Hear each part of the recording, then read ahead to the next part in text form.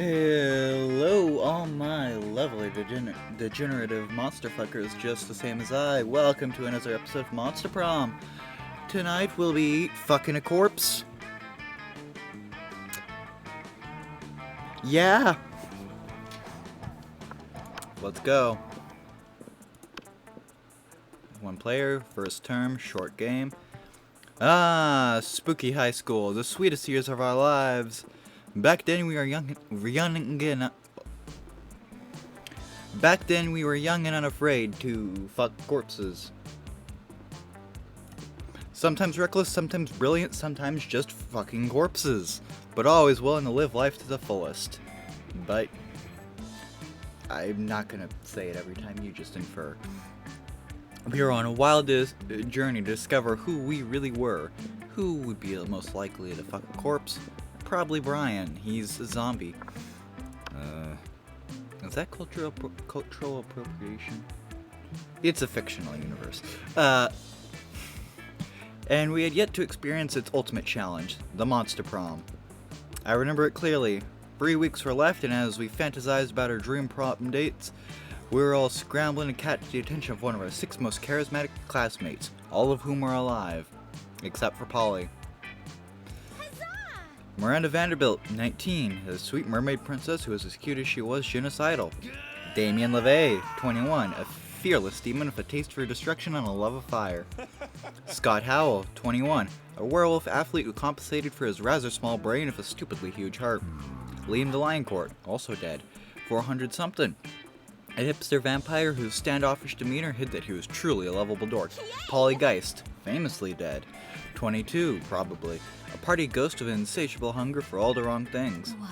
And Vera Oberlin, 23, a mean, self-made Gorgon with a merciless sense of business. It was clear it had to be one of them, but who?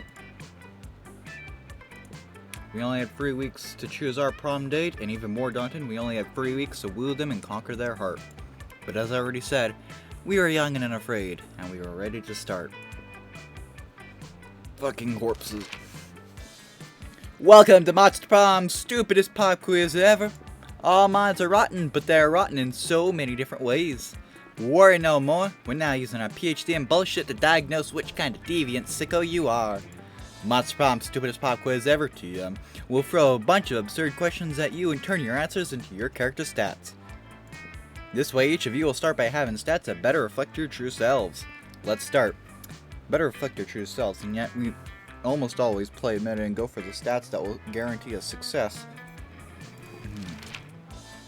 School is outdated and lame. We need a new school subject ASAP. How to correctly punch a crocodile without terrible consequences. Turning people into your puppets through emotional warfare and deception 101. Critical thought. I mean, damn, this country could really use a subject like that in schools. Critical thought. You build a 100-foot statue commemorating an event so that in 1,000 years, archaeologists can learn something about the people of our time. What does the statue represent?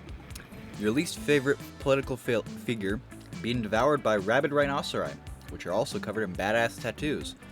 That mind-blowing twist in your favorite TV show that clearly changed the life of everyone forever, unlike all that boring stuff they show in the news. That glorious instant when your friend stopped you from texting embarrassing stuff to your ex while hella drunk.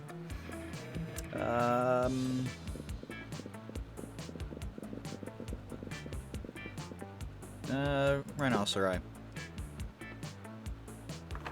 What would be a killer accessory? A necklace of your own name, in case you forgot. Sunglasses, at night. Coolness itself.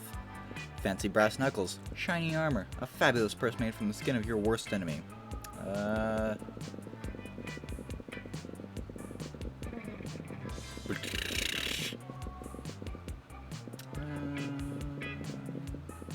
Yeah, sure, coolness. Doesn't really matter, but... Sure. Alright.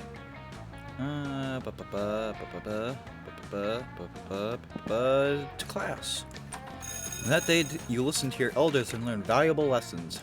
Sometimes, after all the monster nonsense and dating gimmicks, you forget that attending class is supposed to be the primary activity at this high school. You gain 2 smarts. You notice Liam and Damien talking to each other. Maybe you're a little jealous, so you decide to join them. Ugh, I know, right? The entire concept of slaying is barbaric, racially motivated, and deeply rooted in an abhorrent colonial mindset. And their outfits, black on red. It's like bad cosplays as a fashion statement. Ugh, I'm just pissed that they get such a cool name. You know, if I murder a dude, I'm just a killer. But if one of them murders one of us, they're a slayer. Slayer is a metal band. The Killers is just post-pop baby shit. There was a time when I would have hotly debated the generic genre classification of the Killers with you, but they're popular now and so are obviously garbage. The same goes for Slayers. Someone really ought to put an end to this archaic practice. You mean by murdering all the Slayers? We've tried that, Damien. We've been trying that for literally centuries. No, what we need is a new initiative. Something fresh, something modern, something like... Liam seems to be drawing a blank, but you're not. Your idea is simple yet effective. Murder all the Slayers. A massive PR campaign letting people know that every cool person in history was either a vampire or a demon.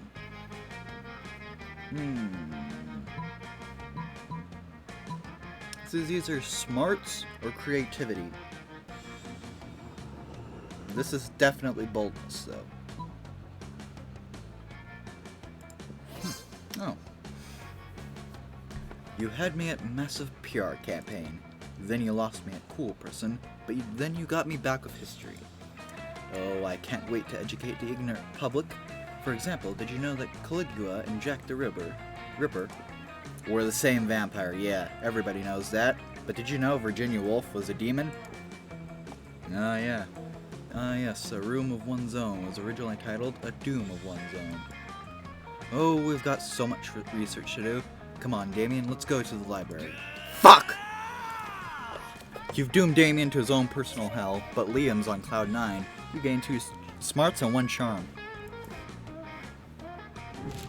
That's the loudest I've said fuck while playing this game. Sure. Hello, Valerie. Hey, last night I read this article on how money causes pocket cancer in the long run. You don't want to get pocket cancer. Quick, give me that dangerous money you have in your still halfway pockets. A corpse. Yeah, I'm selling a corpse. It's like some kind of fashion accessory. It's not as if I'm trying to dispose of it. Later, Gator. Bye, stranger.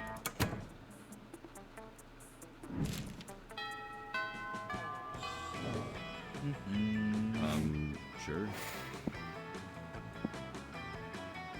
To the bathrooms. Not that you skip class and just hang out in the bathrooms because you respect no authority.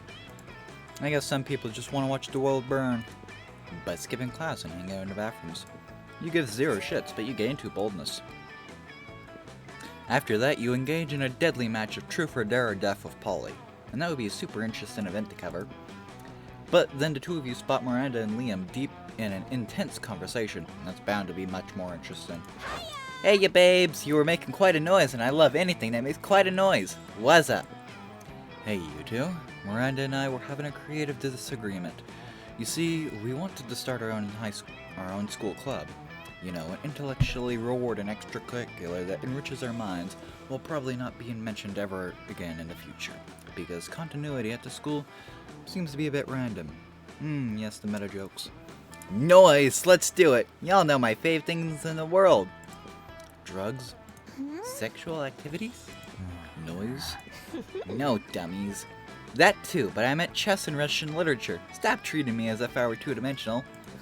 Let's start a literature club! I'm not sure. Do you remember what happened last year when we joined the literature club? We wrote dope poems and made new friends? No, the other thing. Ah! Fuck yes, that's right. So weird I almost forgot. I mean, that's how I died, you know? Anyway, thing is, Miranda and I were already between 2 ideas. I propose we start the club. A delightful meta club where we enjoyed ourselves by designing and crafting new school clubs. Boring. I proposed a Little Pony Sweet Dreams Club. A club where we would spend our nights learning how to tell the right bedtime stories to ponies. Whoa, you two really know how to sound 2-dimensional. But in any case, can't you both just do your own clubs? No, Our lives are fueled by the conflict and confrontation that can only be solved by choosing between two options. That's why we need you to choose which club is the best one, because Green always seems to choose based on who he wants to ask to prom. So, which one should we go for? Just remember, one of the ideas includes ponies. A tough choice, mostly because I'm like super drunk right now. A tough choice indeed. It's your opportunity to convince Polly of one of the options, because no one is preventing you from making choices based on who you want to ask to prom. Well, I know the nightclub is fun. The best club is clearly the club because, and then just throws some confetti. That's the fun option. I am an idiot. You reach for your secret stash of colorful, happy confetti that you carry with you when you want to cheer people up. But you accidentally grab and throw your other secret stash of confetti, the stash of black and white sad confetti you reserve for more solemn situations.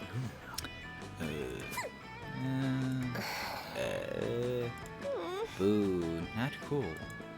They threw black and white sad confetti at my funeral. I'm not in the mood anymore. Bolly out. I'm just disappointed because you defended Liam's option. Farewell. And I'm disappointed because you thought confetti was a valid argument to defend an idea with. I do not feel the need to explain why that was stupid. I'm out. Bye. So everyone's a critic now. Great. The lesson here is that you really need to be careful with using your stash of black and white sad confetti. Still, you lose 2 smarts and 1 fun. That's alright. We're not trying to romance any of you anyway. Sure. To the auditorium. That day, while rehearsing for the class play, it's as though the muses themselves have descended to give you a figurative blowjob. Your performance is intense and inspiring. It will be remembered for generations, which is pretty rad by high school play standards. You gain 2 creativity. While doing all that, you've been carrying your newly acquired corpse as if it was totally a normal thing to do. But some people seem to think otherwise. Oh no, it's the 4 most hateful people in school. The council shall decide my fate. Ugh. Why are you carrying a corpse, idiots? Psh, what a shameful display of distance. Yeah, what a noob. Carrying around corpses is for noobs. Ooh, a corpse. I love corpses. Also, I'm super drunk. Thank you, Polly. Finally, someone who will defend me. Okay, the 3 most people hateful in school, and Polly. As the school's social elite, we disapprove of this.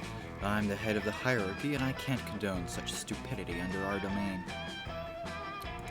I'm the taste of the hierarchy, and I don't appreciate such puerile use of a corpse. Also, lesser known fact about corpses, they smell. I'm the fists of the hierarchy, and I want to punch you because punching people is what I do. Thank you for being shallow, Damien. Hi. I'm Polly. Also, I'm like super drunk, so whatever Vera says. Thank you for also... Actually, I can't say shallow. Yikes. Despite your disregard for stupid social conventions and school hierarchies, you feel the need to please them. Maybe because that's what this game is about. When you bought this corpse, Valerie totally told you it was a fashion accessory, and that she was absolutely not just trying to dispose of a body. But now you're starting to feel she might have fooled you. No time to lose. How can you convince them the corpse is actually a very hot fashion accessory? Trivia fact about fashion accessories, most of them are one on your head. Quick, put the corpse on your head. Shallow social creatures respond only to status. Rip the brand logo off the most high-end accessory you own and put it on the corpse.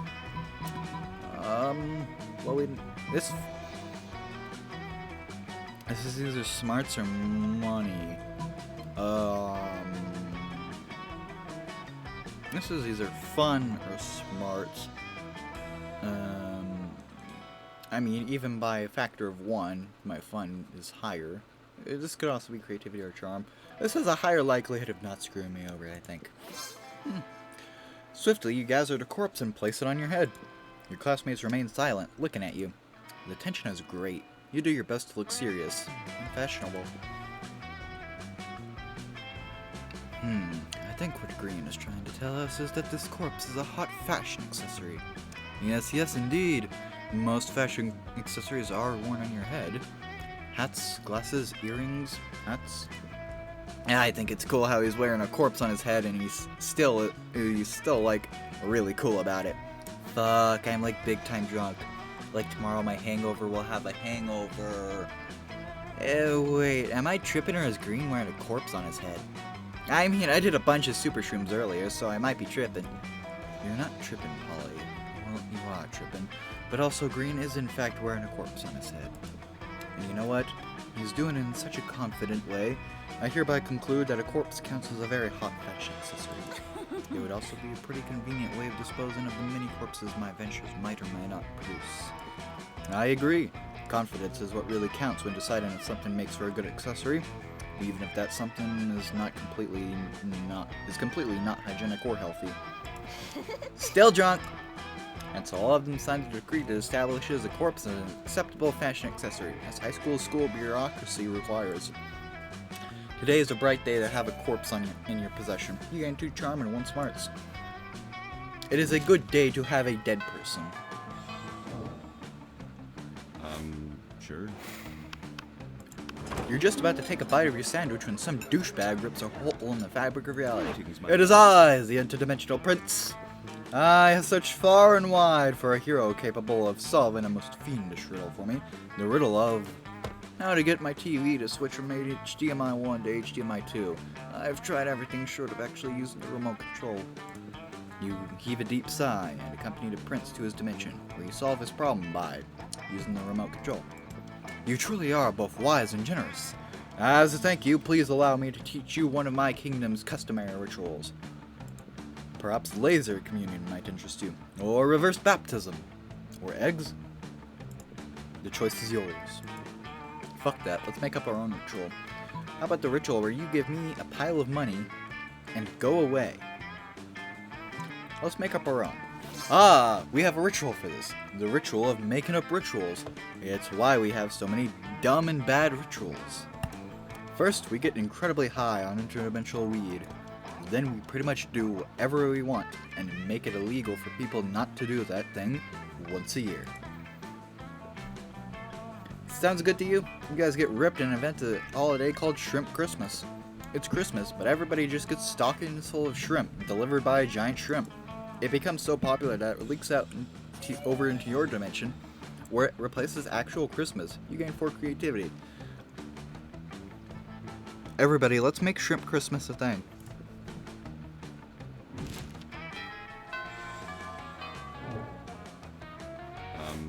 Sure. To the gym. That day, an epic dodgeball match takes place. Everything seems lost, but you deliver an inspirational speech that fuels your team's spirit, leading to a spectacular comeback. You're clearly a natural-born leader. You gain 2 charm. After your previous adventures, now corpses are an acceptable and quite hot fashion accessory. You become a well-known trendsetter advocating for your beloved corpses. Life is now all fancy and busy. Luckily, you have your new sexy secretary to help you with all your new tasks. Mr. Green, we have a problem.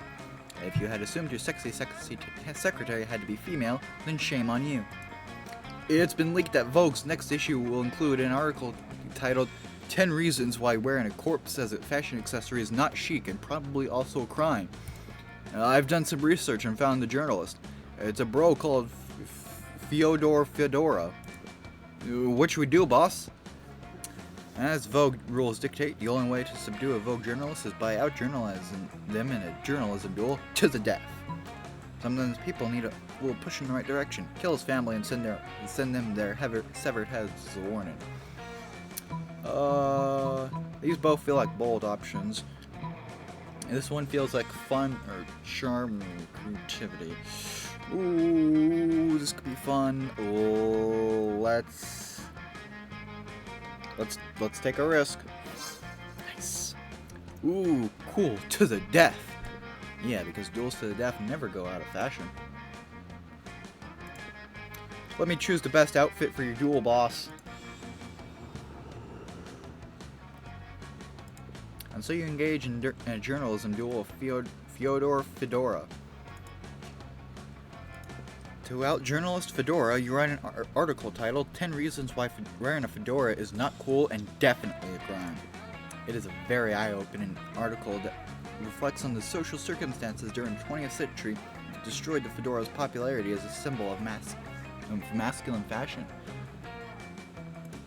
Vogue's board of executives fires Fedora, claiming now we clearly see it is not in Vogue's best interest to keep someone who wears fedoras.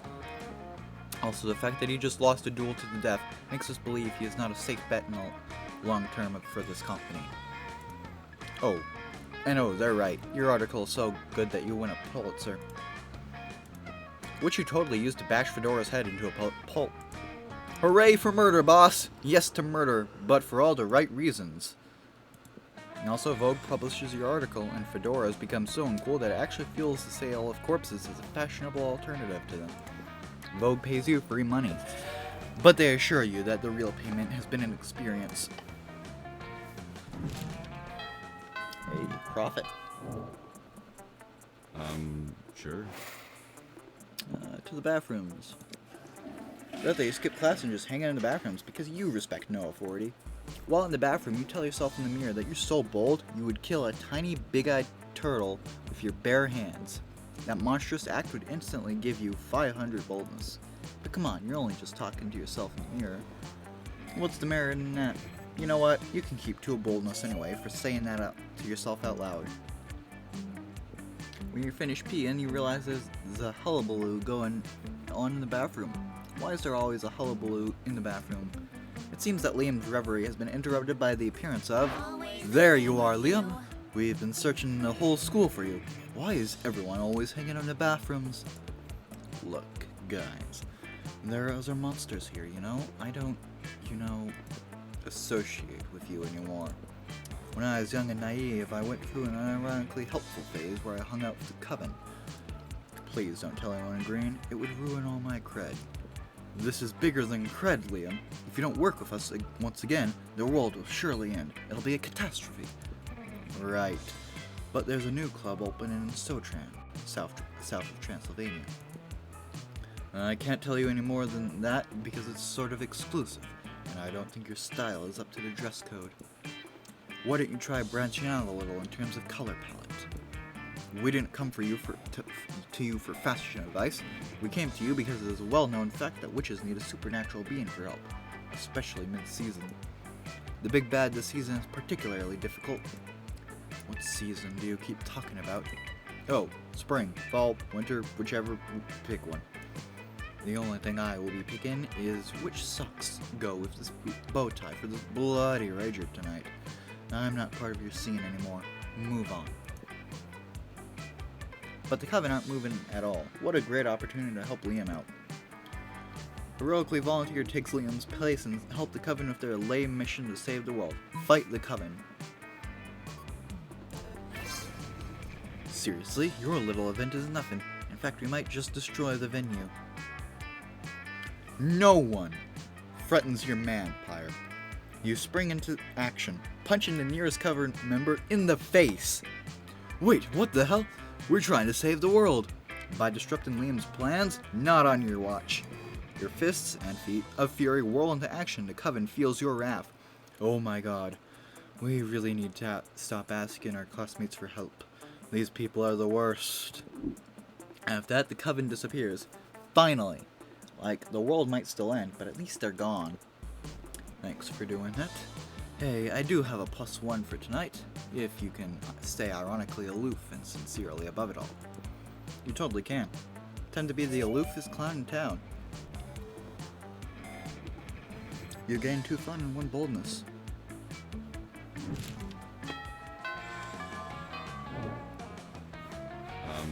Sure.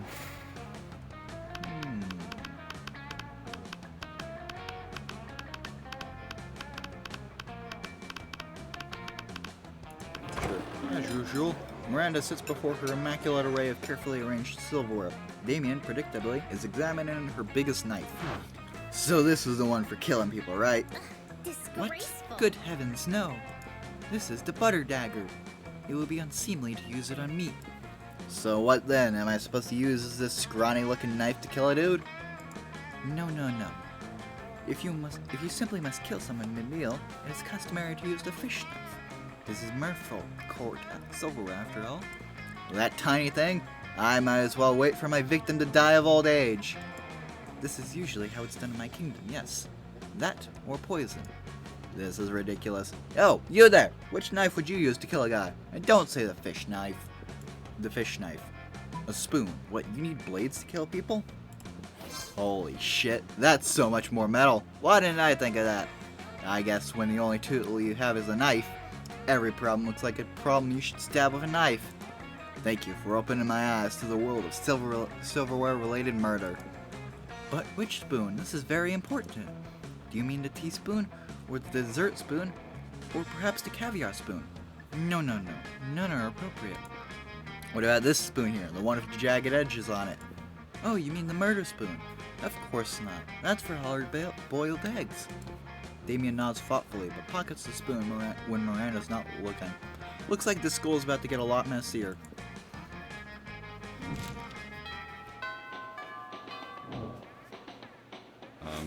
Sure. That day during recess, they started a half-hour rave that goes full crazy.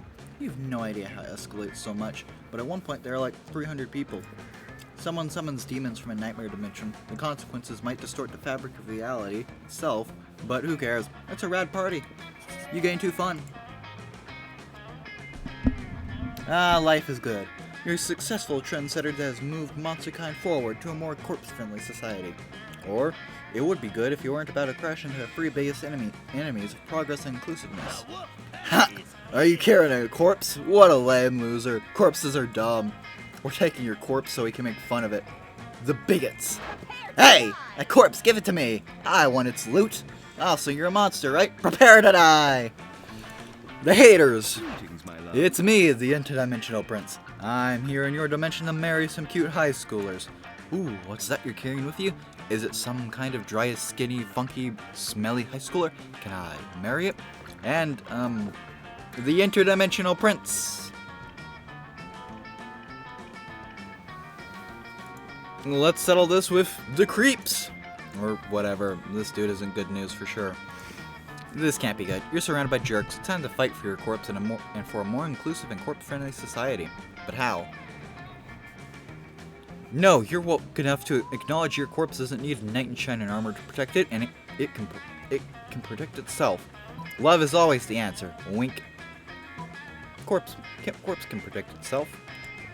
You leave your corpse alone. It can defend itself. It actually can't. It's a corpse.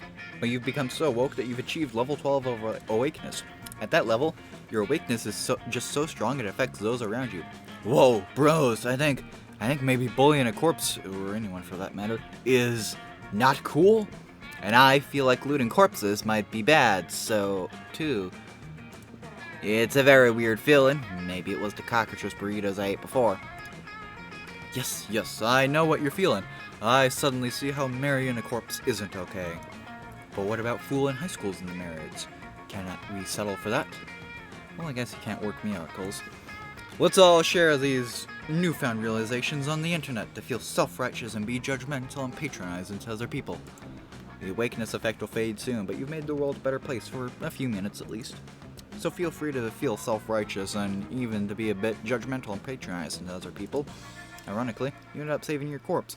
But what's that you see in his beautiful dead eyes? Is it gratitude? You're starting to form a really nice bond with your corpse. You feel you have a very special connection. Is this what some might call love? Or is it just you hallucinating due to continuous inhalation of the many unhealthy fumes the corpse is releasing as it slowly decomposes? Hard to tell. Only the sure thing is that you gain true charm and won smarts. Who will you ask to prom? Myself. Sure.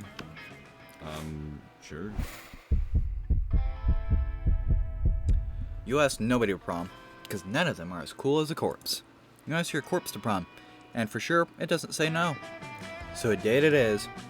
You bring your corpse to prom. What a whimsical evening. And nobody judges you, mostly because everybody is doing their own fucked up stuff. So you get to date a corpse. Still, that doesn't make it less wrong. For today, you romance a corpse. Maybe tomorrow, you romance a sentient being who can really love you back. Baby steps. Best at necrophilia.